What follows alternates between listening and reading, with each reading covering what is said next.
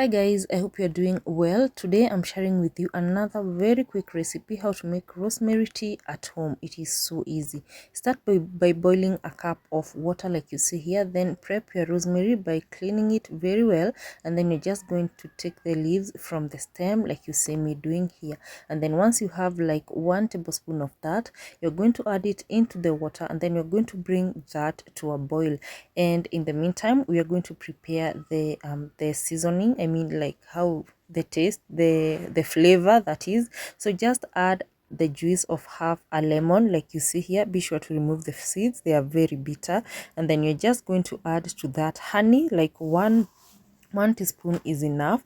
You're just going to add it like you see here, and then you're going to give it a mix. And guys, if you've got ginger at hand, the ginger root or the ginger powder, you can add it to the rosemary that is boiling on the stove. You can also add cinnamon sticks if you've got them at hand.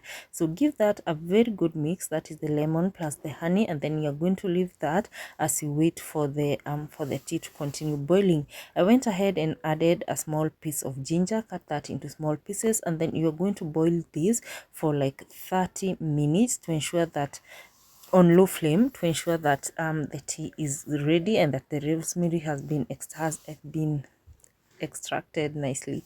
So just go ahead and sieve that, and then you're going to add it into the mixture of the lemon and the honey, and then you're going to mix this. Guys, this tea is very tasty and it is also very nutritious. I like to make it because whenever I have rosemary at hand, I don't use it like the whole bunch, so I just make the tea whenever I can, and that is ready, guys. Imagine, so simple, so easy. Try this recipe and tell me how it turned out. Thank you so much for watching and for supporting the channel. I hope to see you guys on my next video, and until next time, bye.